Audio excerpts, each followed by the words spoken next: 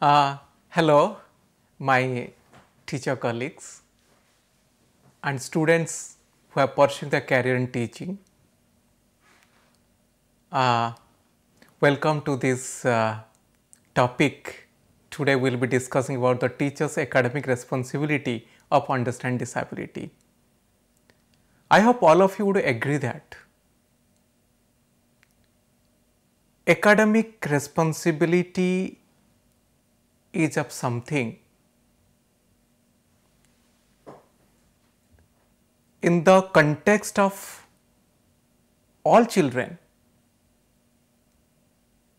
It has more meaning when we talk about children from the diverse conditions, children from diverse ability, children from diverse socio-cultural environment. Our academic responsibility can only be achieved when we make all children learn in the classroom. So, all children includes children with disability also. So, as a teacher, I hope you must be knowing what disability is, how that interfere with human ability, and you also know that these kind of children can achieve extraordinary achievement also when they are given opportunities to learn and a very conducive environment to develop themselves. So, as a teacher, you need to understand disability in teaching learning perspective. So, we will be discussing different type of disability, and as a teacher, what would be your role in understanding a disability. As you know, disability not to be perceived as a dependency. Usually what happens? When you look at a child or person who has a disability, immediately our attention goes the limitation of the person, the limitation of the child. In other sense, we say the child doesn't see, the child doesn't hear, child doesn't walk like any other children, child doesn't hear like any other children. So, we always see the child's weakness. Rest things many times we don't think of.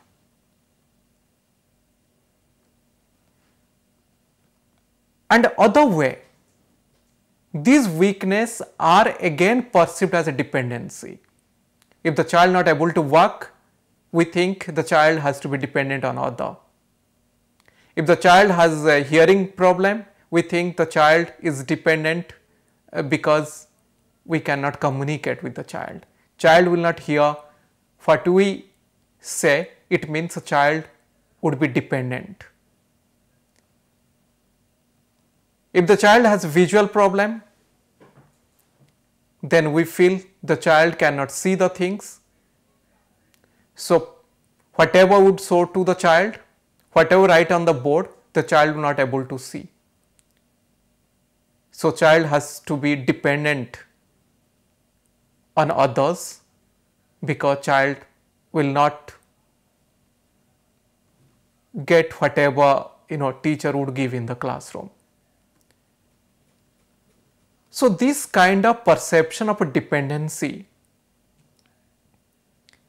it takes us to a conventional way of perceiving disability, like 100 years before. The people disability were perceived as a stigma. They perceive that they can do nothing.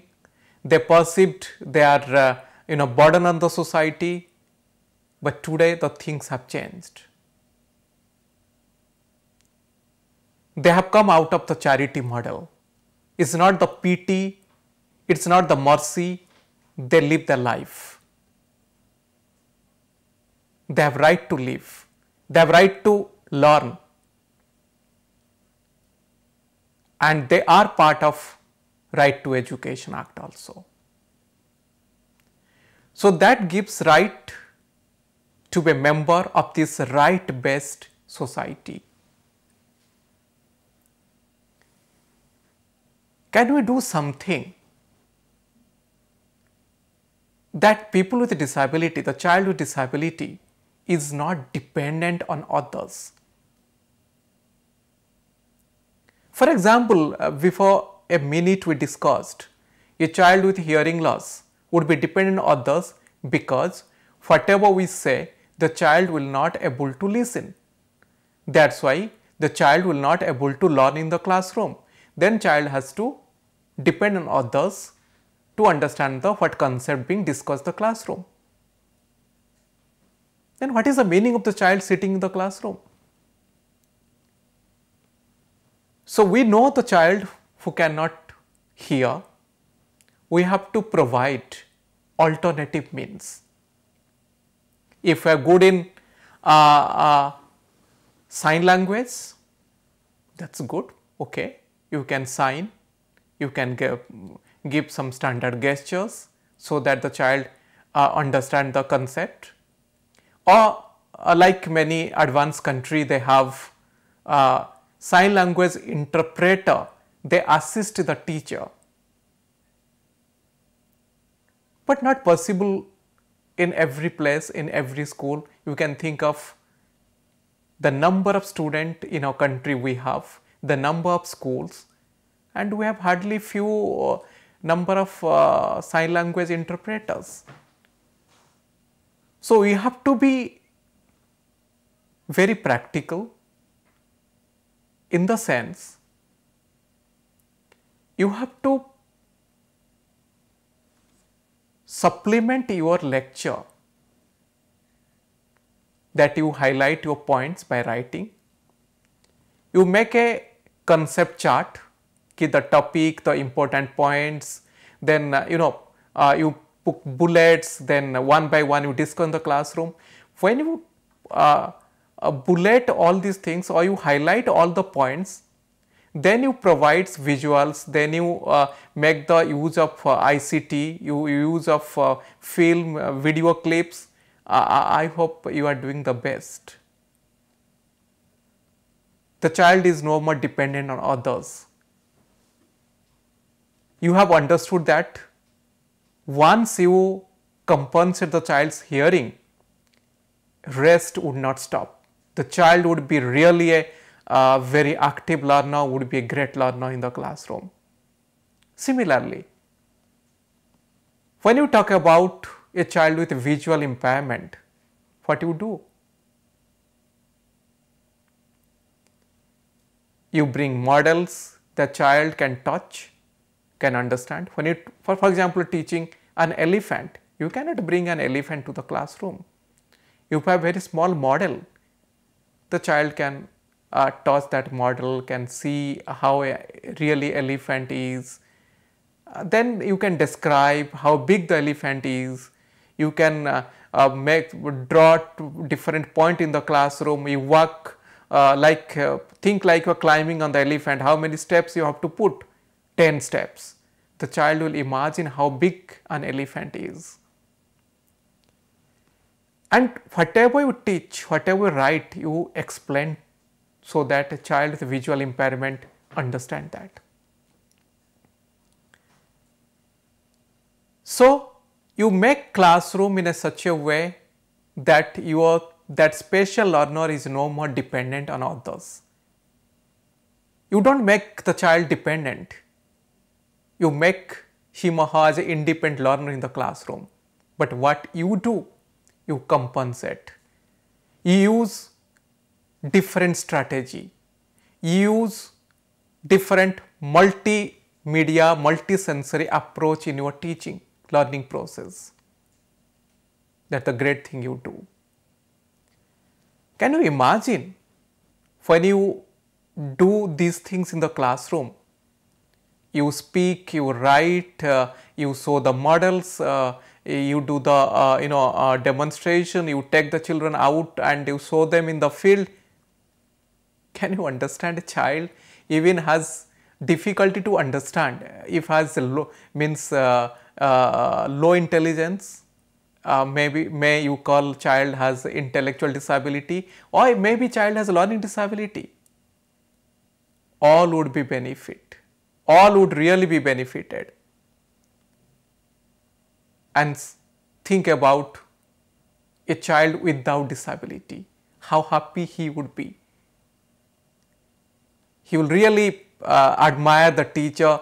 My teacher knows how to teach. My teacher find out many ways of teaching. So it will not be a monotonous classroom. It will be a real learning classroom. Everything you need to do, that doesn't mean that even your student can support you. They can bring different things in the classroom. You can share your responsibility.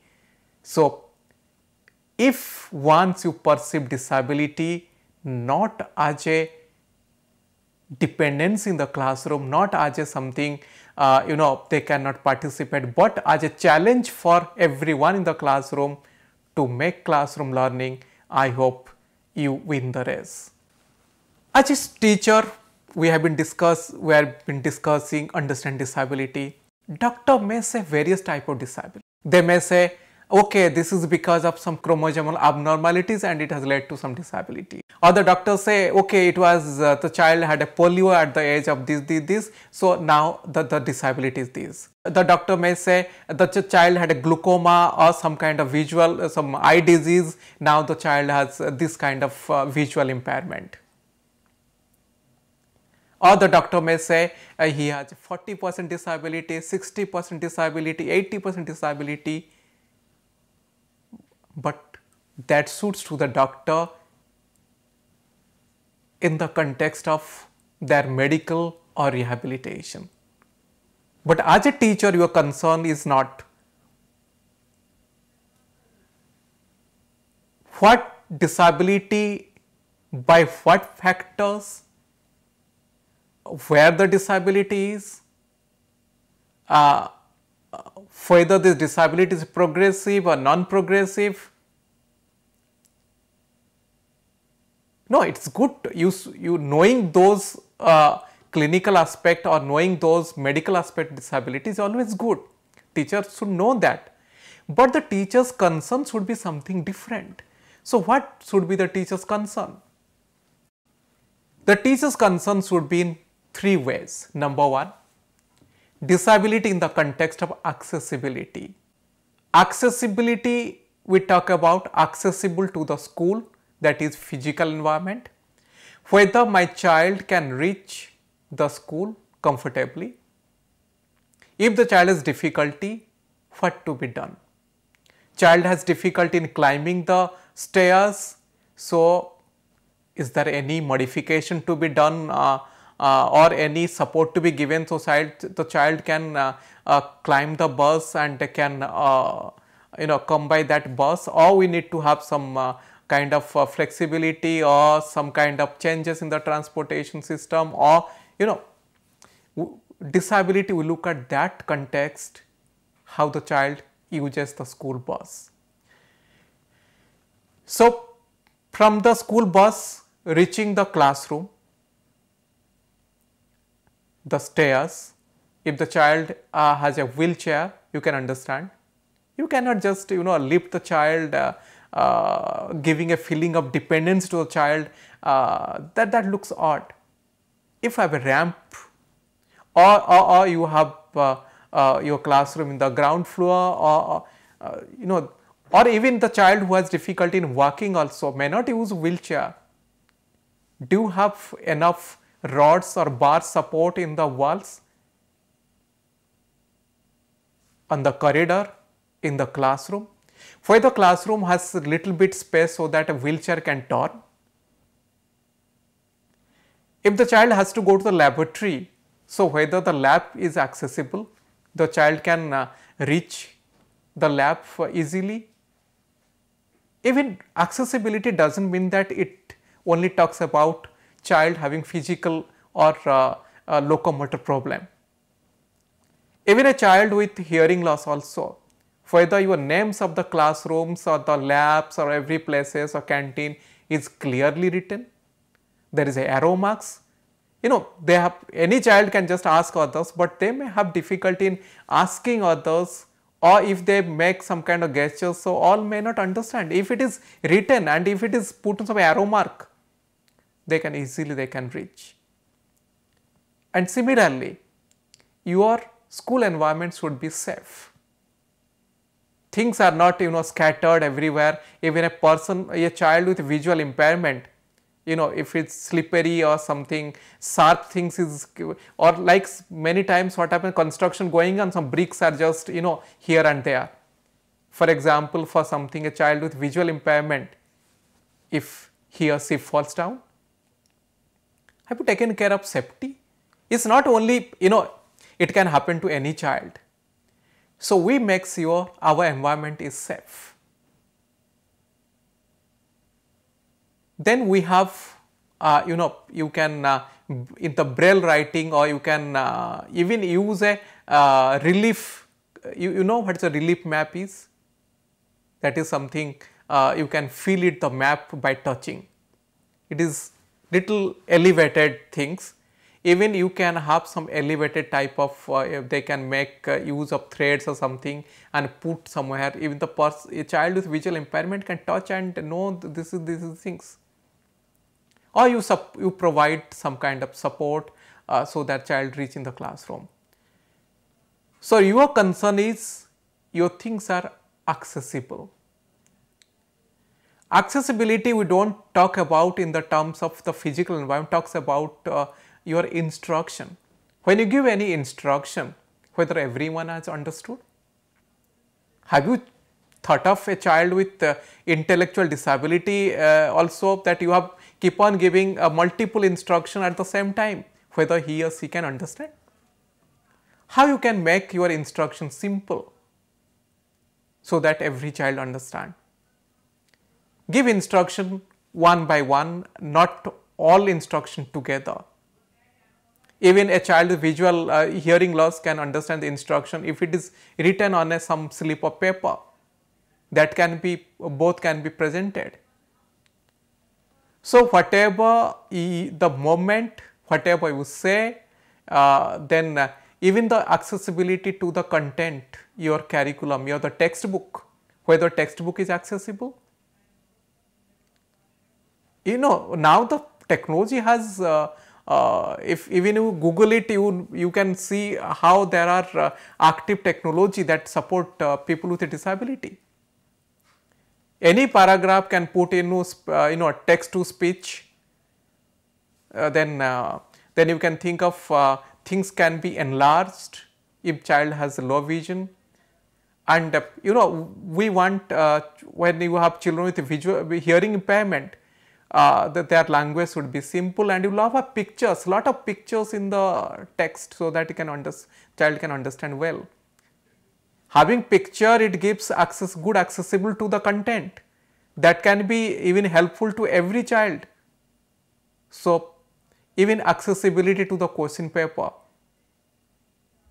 So you have to see your evaluation also is done as per the child's disability. Secondly, as a teacher, you are not much concerned about the medical or rehab aspect of disability, or concerned with disability in the context of participation. Even a child with a physical limitation can participate in the sports. Child with intellectual disability can also participate. Participation in all kind of curricular subjects, whether it is science, mathematics, geography, or maybe drama, music, everywhere you have to see how they can participate. So if the child with a visual impairment can participate, that's not a problem, can means they can do a good play, they can means there is no doubt about their acting, anything, every means in the sense the what I would like to say, you as a teacher, you can understand how to use the ability of the child.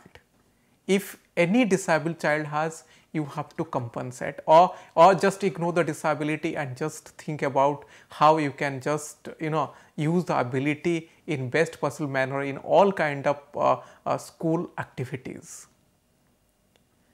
I am talking about disability in the context of support. See, you as a teacher, you may not be knowing what Braille is, you may not be knowing what sign language is, or you may be interested, but you do not know how to learn it. There the things comes, you need to collaborate with someone who is from special education, who is from inclusive education, who is a teacher of children with disability. The person can be helpful for that. You can invite her or him to the school, can ask him how best he can support you, and you can be in touch so that you understand what are the techniques to be used, or the person may be called for a regular basis, for a part time basis, maybe once in a week, twice a week, depending on the child's need. So, even you can make the classmates, all the teachers learning Braille, learning other things. We learn many things, so it also we can include these things in our learning sphere. Then knowing the assistive devices, that's very important. For example, hearing aid. So, what hearing aid the child can uses, how this hearing aid works, if hearing aid some problem, how the teacher can support the child. So, whether hearing aid has any noise in the floor, anywhere classroom really interfere with the hearing. So, similarly the assist devices for a child having visual impairment, whether it is a magnifier glass, there is different devices they use for the mathematics. So, you need to know those kind of devices so that you can best help the child in the classroom. Even you can also explain to the parents so they can procure it. So, this technology can really help you in the classroom. I know you may have two major questions to ask. One is, does inclusion need to be properly resourced? Do some students with disability need specialist skills? I would like to give answer to those questions. Question number 1. Does inclusion need to be properly resourced? The answer would be no. But most of the resources and support needed to help all children learn are not special. It is not having a flexible, creative, learner-centered environment, curriculum teaching approach. If you have a very flexible, creative, learner-centered environment and you really adapt your curriculum teaching approach, so I hope you will able to answer the question number 1. Even with limited resources, you can do the best. Question number 2. Do some students with disability need special skills? Yes. If the child has severe disability or moderate disability, we know as a teacher with our best effort not able to help the child. So, learning through Braille, sign language, through augmentative alternative forms of communication, use of instruction technology, these are required. Or you can undergo a training, or you can go, that would be really helpful to you. So, as a teacher, you may be trying all those alternatives. Besides, if you really get orientation training in this aspect, support from the specialist would be reduced. I do not say that there would be no need of support, but definitely would be reduced, and you can manage your class needs to the best. I would like to quote, effective teachers are the key to bring about the change, and even in the most challenging deprived environments, and I hope you are one of them. You are the most effective teacher because you understand the disability well. You understand that every child learns in a different way. You know how best you can use locally available resources, and you take help from everyone, your colleagues, the classmates, the students, the family members. Then whatever the deprived environments, challenging environment may be, but you come out as an effective teacher. Congratulations when you do these things. My final words about academic responsibility in the context of inclusive education would be: the teachers work together and are well supported and adequately trained. This is number one point. Because when you talk about your colleagues, they will really help you. They will come out some common ideas, or they will, we work on a common sense. There are something we think is not very technically sound solution, but then can also work well. So we need to work together. We need to be supported by trained people, or we need to train ourselves to know about that. And we know the curriculum and teaching approach are to be flexible. It should be child focused. So without adapting curriculum, without making our teaching approaches flexible, we cannot achieve teaching all children in the class. We have to do that. There are a lot of strategies of adapting curriculum. You can find out a lot of things in the internet.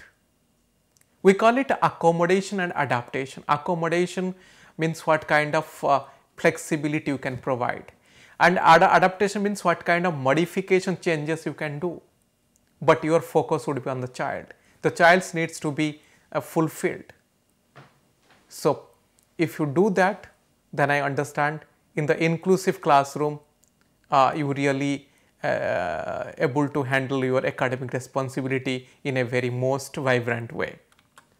And finally, all the processes and structures in the school are centered on supporting the child to learn and participate. We have been talking about different structures, different processes. Whether it's a physical environment, it's a the emotional, social, cultural environment of the school, the academic environment of the school, the activities, everywhere. Have you ensured the support? Have you assessed what kind of support the child requires? And how that support could be provided? Through all the staff, through you, through the classmates, through the family members. You need to understand these things. So supports and structures are in the right place. Then I hope that not be difficult for you to arrange the learning situations.